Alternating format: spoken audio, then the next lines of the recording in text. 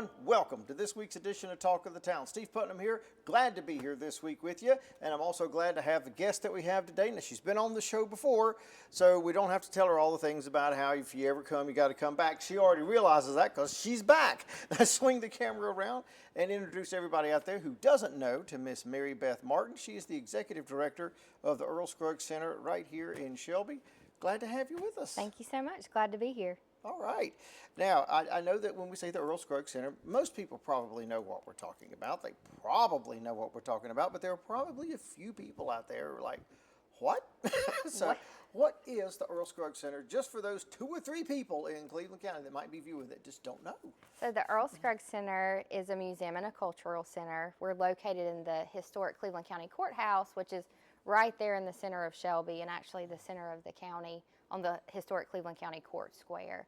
And so we're a museum that shares the story of Earl's life. And Earl, of course, was, you know, the most famous banjo player of all time. And he grew up right here in Cleveland County and went on to make just such an impact on American music and continues to influence musicians today, even though he passed away in 2012. So the museum tells his story, but also tells the story of Cleveland County's history and culture. So it's, you know, we have people come from all over the world because they love Earl and they want to see the museum. But we also have so much for Cleveland County residents because we really tell the story of Cleveland County. In addition to the museum exhibits, we also have just a lot of programming, educational programming, cultural programming, programming that's for adults, for children. We also host educational programming for the schools. And so we just offer a wide variety of things for the community and visitors who come here just to see the Scruggs Center. Yeah, and that's one of the things I know in past shows that we've talked about that it's always amazing to me because, you know, I live here, so I don't think of Shelby as a tourist destination, but there really are people from every state, from foreign countries that just to see, you know, they may not come from Germany just for the Scruggs Center, but they'll put it on the map and say, I want to see this while I'm there, because they are so excited about Earl and his history and his contributions. Well, in fact, they do come just for the Scruggs Center. So we've had visitors from awesome. We've had so visitors cool. from all 50 states. We've had visitors from over 20 countries, and they come because they're, you know, kind of on this pilgrimage because they love Earl Scruggs and he's made such an impact on their music or their life, or they're just such a big fan. And so they come here. They often do other things while they're in the area, for sure. You know, we hope that they come and they shop uptown Shelby and they, you know, eat in restaurants and they stay in Cleveland County. And, you know, if you see, the Scruggs Center opened in 2014, and you know, I've really seen kind of uptown Shelby and the blocks around the court squares, you know, come to life since then. Oh, definitely. And so we've really made a difference in that way as you know, an anchor for bringing people to uptown Shelby.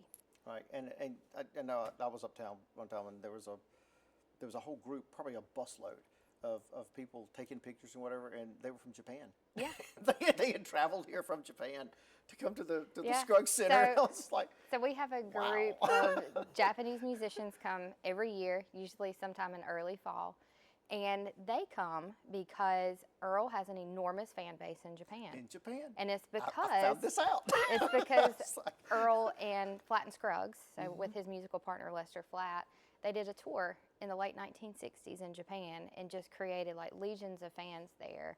And they continue to play the music, and they continue to celebrate Earl, and they continue to come here to really pay tribute to Earl. They'll often dress up like Flatt and Scruggs, or they like to jam at the Scruggs Center, and, you know, they play music just like they did. So it's really a cool thing to see people come from all over.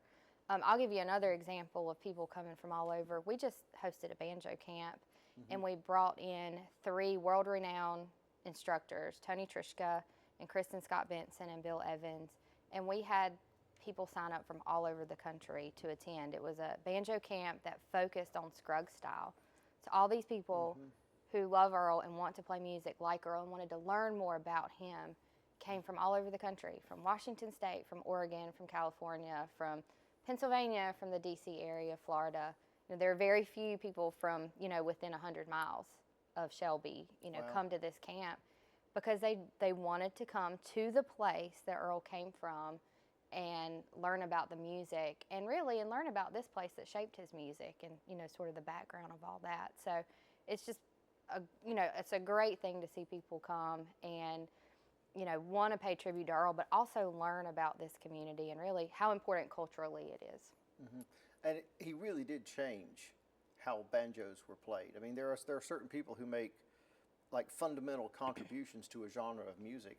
He made that fundamental contribution to the banjo's never been played the same since then. That's It's been played in his style since then. Yeah, he is really the singular musician on the banjo who made it prominent, who took the instrument from being just sort of a background instrument in an ensemble to put it at the forefront, and then to popularize it.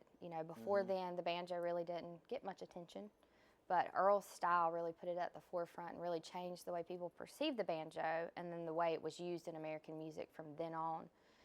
And it wasn't just his specific style and the way he was, one of the developers of bluegrass music, but also, and this is why I think he influences musicians who are not even banjo players, he was such an innovator. So he was willing to explore other genres, to collaborate with musicians all across the board. He was just a creative, and he was curious, and he always wanted to do things a different way. And I think that's why he's so important to so many people. Right. And personally, that's one of the things I found out by coming to the Scruggs Museum. I didn't realize how he had taken the banjo and put it into just about every genre of music you can imagine. And there were pictures of all the different people that he had played with and the groups and the bands and the rock and roll bands and everything else. And I'm like, wow. Yeah. I just didn't ever realize that because he had that curiosity about, gee, I wonder how the banjo would sound here. I wonder if we collaborated here, what we could come up with. And he never really lost that all the way through his life. No, if you come to the Scruggs Center and you see, we have short films throughout the museum, but in our welcome film, one of the musicians who was interviewed for that, Bela Fleck, said every single time you sat down to play with Earl or jam with Earl, or every time he came on stage, you never would know for sure what was going to come out of Earl. That's the type of creative he was. It was something different and unexpected every time. He never did the same thing twice. That's awesome. And again, that's one of the things you learn if you come to the Scruggs Museum. That's right. But because it is that it's centered around not just him, but several things. One, about the fact that there's just the incredible music heritage that just permeates Cleveland County. It's not just Earl, but it's Don Gibson. It's all the others who've come from and in our community, and that spirit seems to still be here. And musicians are continuing to flow out of Cleveland County. So I know it's important, and I think it's fitting for us to have the Scruggs Center dead center of Cleveland County and the courthouse. But it's more than that. It's a museum. So tell us a little bit about some of the things that you do as far as the museum side of things, because I know there's a lot going on there that people may not be aware of. So we have just a huge schedule of cultural programming throughout the year. I mentioned some things like educational programming, but one thing that just kicked off was our Center Stage concert series. So this is, for a number of years, we've had a concert series that runs from March through August every year, and we bring in nationally touring musicians, folks who are regionally, nationally, and sometimes internationally known. And what's really neat about that is that we bring them into our great hall, which is on the second floor of the Scruggs Center. Folks who've lived in Cleveland County a long time might remember it as the courtroom. And so it's our event space, and that's where we host concerts. We host other programs. We rent it out for facility rentals. People have, weddings and things like that there. But our Center Stage concert series, like I said, runs from March through August. We just kicked it off with a great show. It was actually our banjo camp instructors. It was Bill Evans and Kristen Scott Benson, Tony Trischka, and some of their friends put on a show to a packed house. And when I say packed house, I mean a maximum of 100 to 120 people. So our shows a really incredible opportunity to see an artist up close. Right. So one of these, like I said, incredible nationally toured musicians, you get to see them up close, even if you may not be familiar with them, but you're going to get a great show. You're going to hear great music. You're going to hear the stories behind the music. So we have one show every single month from now to August. And those tickets are now on sale. And so We have a great lineup this year that we're really excited about. Our next show is in April with a band called the Hen House Prowlers. That's what we're looking at here. Yep. They are a nationally touring band. They've actually traveled internationally, a bluegrass band out of Chicago. And what's really interesting about them is that they often work with the U.S. State Department as cultural diplomats. So they will travel the world. The State Department will send them to other countries to go build connections around the world through music. So they will go and share American music. They will learn the music of that country, collaborate with musicians, collaborate with community members, and just kind of create this cultural dialogue between the United States and other countries. And they've been coming to Shelby for the past 4 years, so this will be their 4th year, where they give programs to our 4th graders. And they teach them about, they obviously bring an international flair to it, but they teach them about the music of this region, the history of old-time music, of bluegrass music, of the blues music, and why the music that comes from our community is so important to the rest of the world. And so this year we wanted to also book them for our concert series, so anyone has a chance to see them and hear their music because they're incredible musicians. Well, and I love that too because they've got that spirit about them that Earl had. Because I can imagine him doing that, going to another country and say, "Show me how you do that," and then jumping in and putting his music with theirs and turning it into something that no one's heard before. Because that's what he would do. Absolutely, and they have really interesting recordings. They have an entire album called Bluegrass Ambassadors, where they are recording the music of other countries in bluegrass style and often in collaboration, you know, with the international musicians. So they're just incredible. You know, their show will be a lot of traditional bluegrass, but they'll also pull in those kind of international flavors into that. This is April 10th. That's April 10th. That's April 10th. So now we've gotten the first one in the books, but we're going to have to take a break because it's about that time. But now listen, if you slip off and go to the refrigerator to get something to eat, you got to come back because she's not finished and we're not finished and you're not finished. So come on back because there's more talk of the town right after this.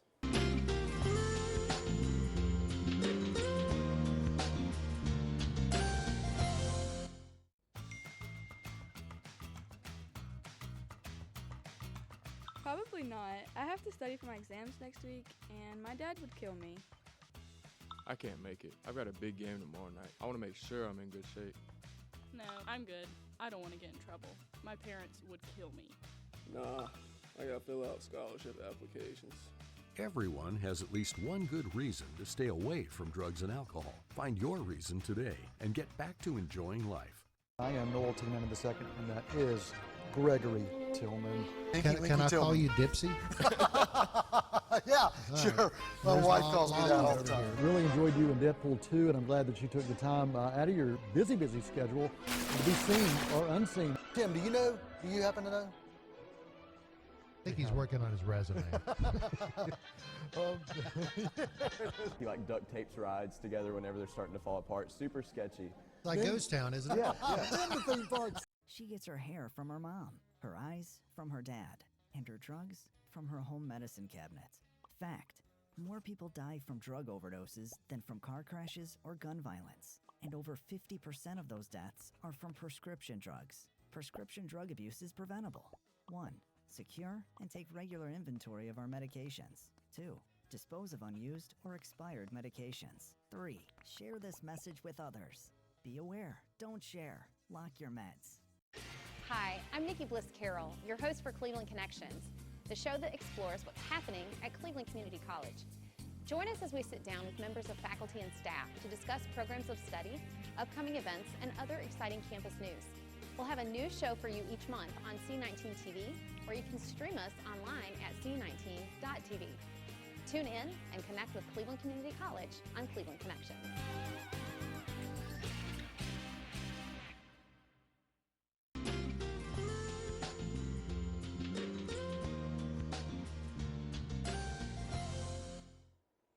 Hello, this is Steve Putnam. Welcome back to Talk of the Town. We're still right here, and we're glad that you came back to join us because we're not finished talking about the Scruggs Center yet. And when I left you, we had worked our way up to the concert series, which already begun, hadn't it, actually?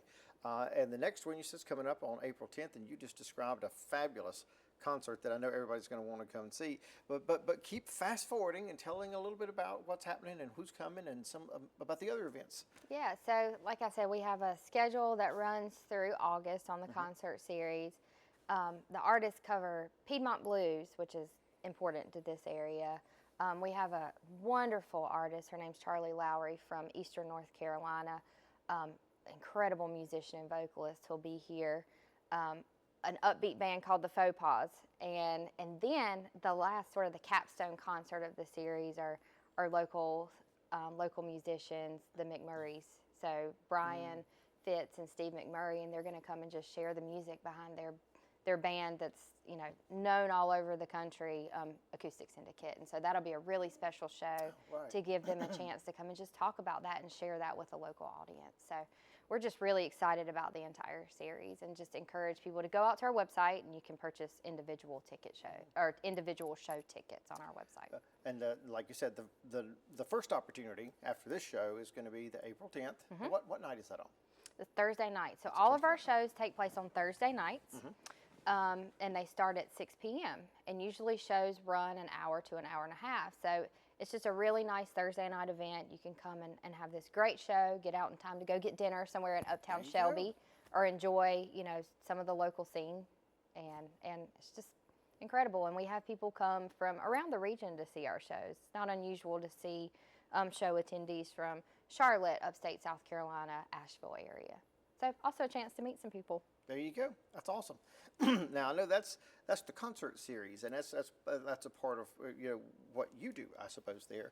But there's also a lot of other things that we've been talking about during break and before that go on at the Scruggs Center that you're involved in that people might not really understand, because the museum side of things that also tries to get into the history and delve into the history of Cleveland County, that's actually been a part before even it was the Scruggs Center. I remember going when I was a kid to a form of a museum in the Court Square there, and touring around and seeing. But it's nothing like what you guys have now. Tell us a little bit about that aspect of the Scruggs Center. Yeah, so we have changing special exhibits at the Scruggs Center, and we, of course, like to focus on Cleveland County history. Sometimes we focus on the music side or Earl specific, but our next special exhibit is very Cleveland County focused, and it's called Healing Waters.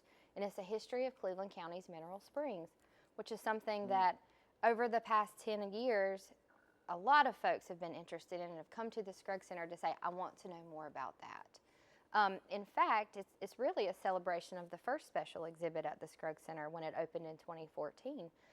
It was a special exhibit on the Cleveland Springs hotels. Right. And so we're taking another look at that, but also digging deeper into that story, looking at the Cleveland Springs and the hotels and the tourism that it brought to Cleveland County, but also looking at, what kind of came before that, why Cleveland County is so unique geologically. Cleveland County is known for having these unique minerals, and people have come for years seeking that.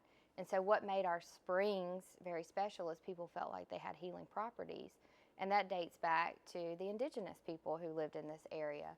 But by the 1840s, people were coming to this area, traveling here specifically to experience the healing waters, whether it was Lithia or, something else. And so the area that was most well known was the Cleveland Springs, which was, just right down the road from here. Where we are in this building, but there were other places too where there were hotels and things like that at Patterson Springs, for example. So there's just this, like I said, this long history of people coming to this area to seek out the healing properties of the waters here. So this exhibit will tell the story of that. It'll talk about the Cleveland Springs hotels. It'll talk about some of these other hotels and really the story of why people came here. It also really digs into this very interesting story that happened in the 1920s where there was this huge resort planned around the Cleveland Springs. We've uncovered some maps of that and how it was going to be developed in this really incredible way. But then the hotel burned in 1929 and then the Great Depression hit. So those plans, sort of went away. So we tell that story. But the exhibit also looks at modern times too, and it talks about how Cleveland County's minerals have been important in a number of ways, through World War II, helping with defense efforts through the Cold War, and then present day lithium mining in Kings Mountain.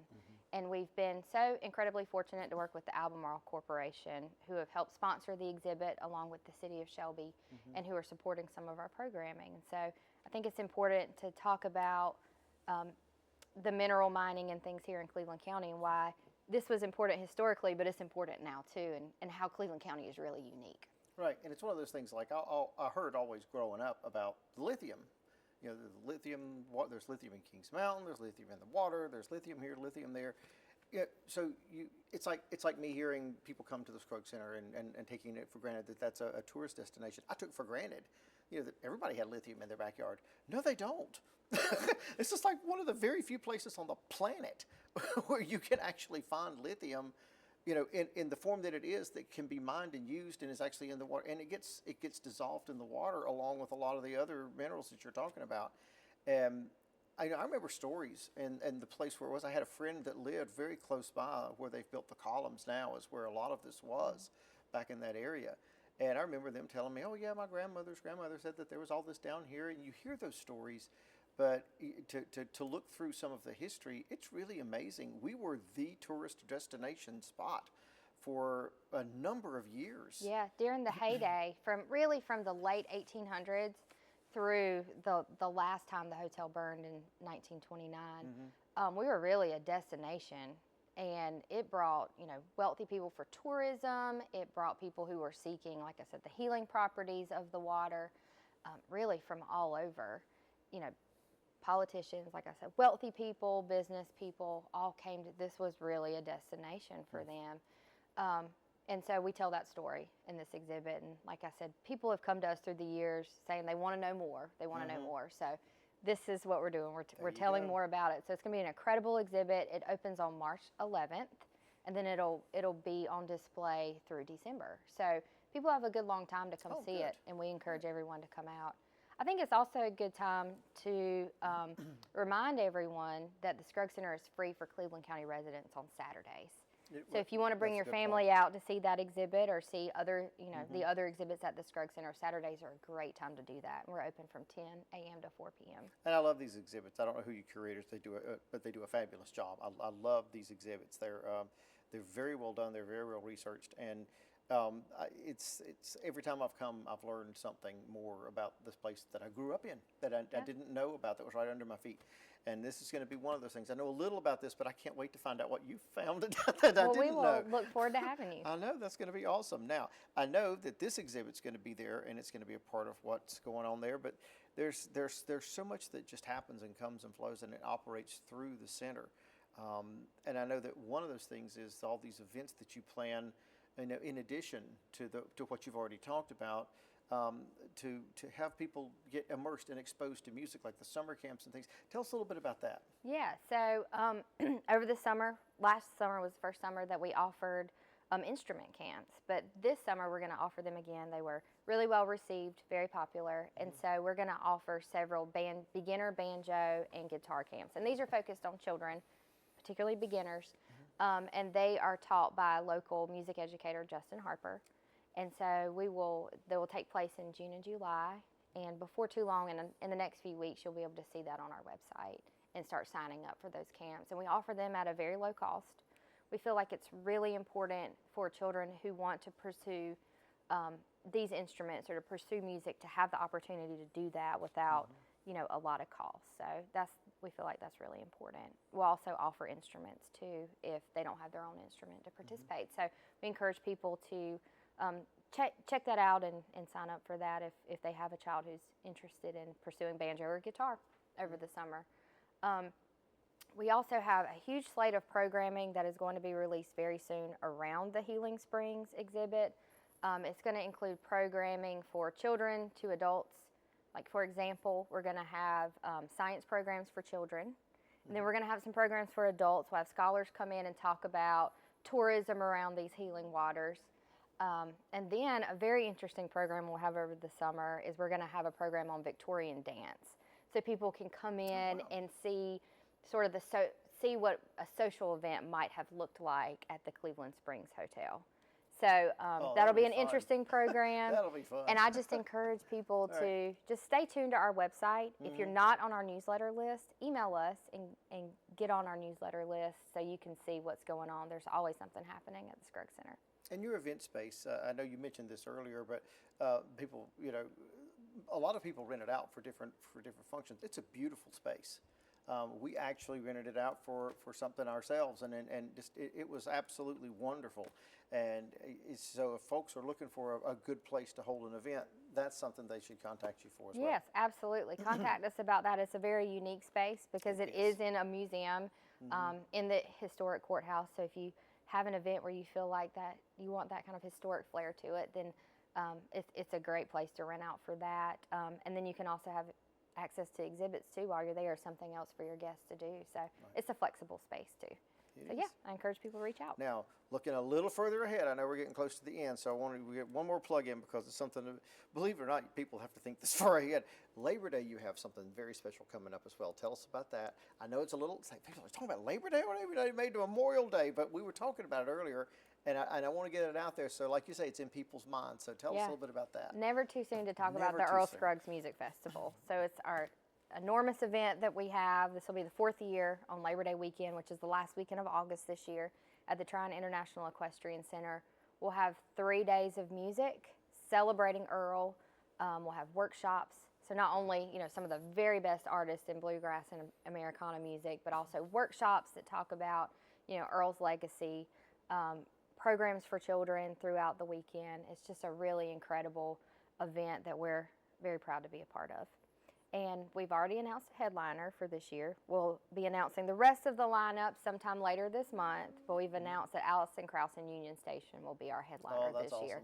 So we're really proud to get on their tour schedule. They're touring for the first time in many years, and we are glad that they're going to be at the Earl Scruggs Music Festival. So tickets are on sale. So I encourage people to go out, buy your tickets. If you're interested in joining us for the whole weekend, you can buy full weekend passes. You can actually bring your camper, or you can rent a cabin or a hotel room on property at the Equestrian Center if you just want to come and hang out with us for the whole weekend. There you go. And people are planning ahead. I know this because we're already planning our summer vacation, so I know it's not too early to get it out there for folks. But I know we've talked about a lot of things today, and most people are like, well, I had no idea there was so much going on at the Scruggs Center. If people's heads are spinning and they're like, I don't remember the dates, I don't remember this, how can they get more information, or how can they find out about your programming? They can visit our website, so earlscruggscenter.org, and that's where you can find a list of all of our programming. We're adding programming all the time, but you can certainly go online and see our concert series and other things we have coming up. Another really good thing to do is join our newsletter list. If you go to our website, there's a place where you can click and join the newsletter list, and so you'll get monthly updates from the Scruggs Center about all the things going on. And of course, I encourage people, if you want to support our programming, become a member.